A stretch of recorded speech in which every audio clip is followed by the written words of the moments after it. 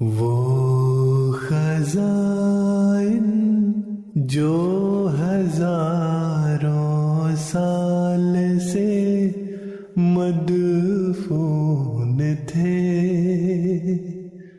اب میں دیتا ہوں اگر کوئی ملے امیدوار، کوئی ملے امیدوار۔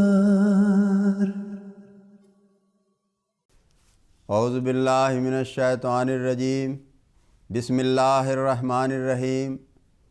ملفوظات سیدنا حضرت اقدس مسیح موعود علیہ الصلوۃ والسلام۔ متقی کے لیے مصائب ترقی کا باعث ہوتے ہیں۔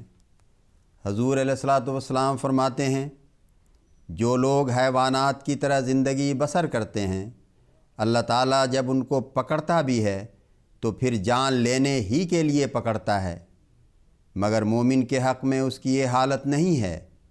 ان کی تکالیف کا انجام اچھا ہوتا ہے، اور انجام کار متقی کے لیے ہی ہے، جیسے فرمایا والآخرۃ عند ربک للمتقین۔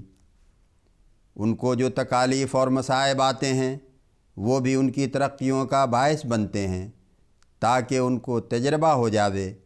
اللہ تعالیٰ پھر ان کے دن پھیر دیتا ہے، اور یہ قاعدہ کی بات ہے کہ جس شخص کے شکنجہ کے دن آتے ہیں اس پر بہائمی زندگی کا اثر نہیں رہتا، اس پر ایک موت ضرور آ جاتی ہے، اور خدا شناسی کے بعد وہ لذتیں اور ذوق جو بہائمی سیرت میں معلوم ہوتے تھے نہیں رہتے، بلکہ ان میں تلخی اور کدورت و کراہت پیدا ہوتی ہے، اور نیکیوں کی طرف توجہ کرنا ایک معمولی عادت ہو جاتی ہے۔ پہلے جو نیکیوں کے کرنے میں طبیعت پر گرانی اور سختی ہوتی تھی وہ نہیں رہتی۔ پس یاد رکھو، جب تک نفسانی جوشوں سے ملی ہوئی مرادیں ہوتی ہیں اس وقت تک خدا ان کو مصلحتاً الگ رکھتا ہے، اور جب رجوع کرتا ہے تو پھر وہ حالت نہیں رہتی۔ اس بات کو کبھی مت بھولو کہ دنیا روزے چند، آخر کار با خداوند۔ اتنا ہی کام نہیں کہ کھا پی لیا اور بہائم کی طرح زندگی بسر کر لی۔ انسان بہت بڑی ذمہ داریاں لے کر آتا ہے، اس لیے آخرت کی فکر کرنی چاہیے، اور اس کی تیاری ضروری ہے۔ اس تیاری میں جو تکالیف آتی ہیں وہ رنج اور تکلیف کے رنگ میں نہ سمجھو، بلکہ اللہ تعالیٰ ان پر بھیجتا ہے جن کو دونوں بہشتوں کا مزہ چکھانا چاہتا ہے۔ وَلِمَنْ خَافَ مَقَامَ رَبِّهِ جَنَّتَانِ۔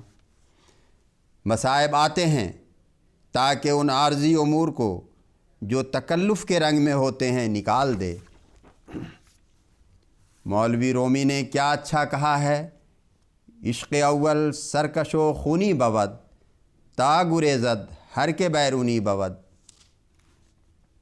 سید عبدالقادر جیلانی بھی ایک مقام پر لکھتے ہیں کہ جب مومن بننا چاہتا ہے تو ضرور ہے کہ اس پر دکھ اور ابتلاء آویں، اور وہ یہاں تک آتے ہیں کہ وہ اپنے آپ کو قریب موت سمجھتا ہے، اور پھر جب اس حالت تک پہنچ جاتا ہے تو رحمت الہیہ کا جوش ہوتا ہے۔ تو قلنا یا نارو کونی بردم و سلامہ کا حکم ہوتا ہے۔ اصل اور آخری بات یہی ہے، مگر نہ شنیدہ کے خدا داری چہ غمداری۔ پھر حضور اقدس علیہ السلام آیات مبین کے تعلق سے فرماتے ہیں، میرے نزدیک آیات مبین وہ ہوتی ہیں مخالف جس کے مقابلہ سے عاجز ہو جاوے، خواہ وہ کچھ ہی ہو، جس کا مقابلہ نہ کر سکے وہ اعجاز ٹھہر جائے گا، جبکہ اس کی تحدی کی گئی ہو۔ یاد رکھنا چاہیے کہ اقتراح کے نشانوں کو اللہ تعالیٰ نے منع کیا ہے۔ نبی کبھی جرأت کر کے یہ نہیں کہے گا کہ تم جو نشان مجھ سے مانگو میں وہی دکھانے کو تیار ہوں۔ اس کے منہ سے جب نکلے گا یہی نکلے گا، انما الآیات عند اللہ ہے، اور یہی اس کی صداقت کا نشان ہوتا ہے۔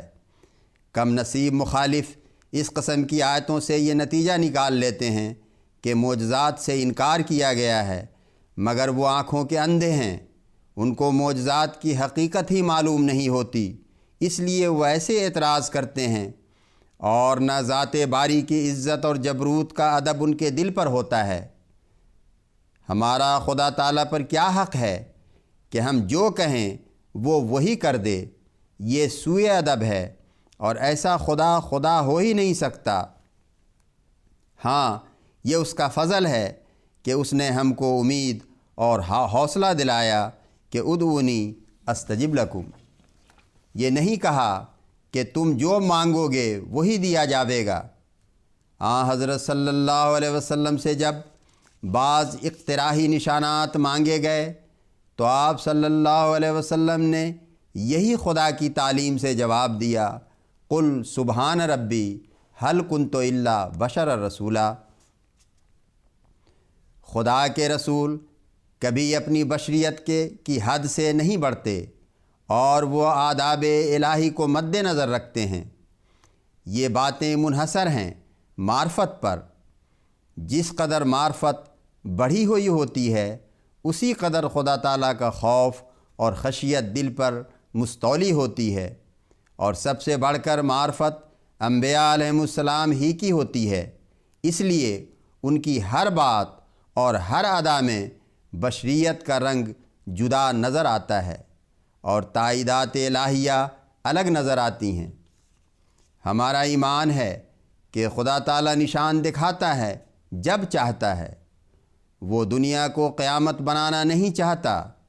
اگر وہ ایسا کھلا ہوا ہو کہ جیسے سورج، تو پھر ایمان کیا رہا اور اس کا ثواب کیا۔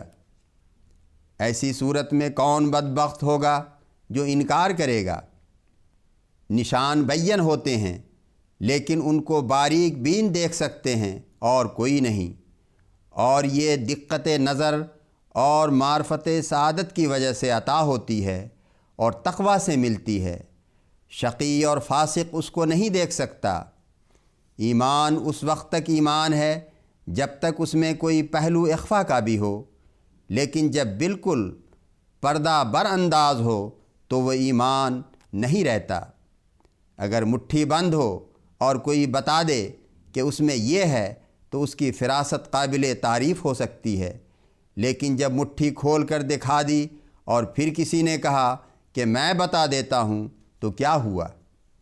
یا پہلی رات کا چاند اگر کوئی دیکھ کر بتائے تو البتہ اسے تیز نظر کہیں گے، لیکن اگر 14ویں کا چاند ہو گیا، اس وقت کوئی کہے کہ میں نے چاند دیکھ لیا، وہ چڑھا ہوا ہے، تو لوگ اس کو پاگل کہیں گے۔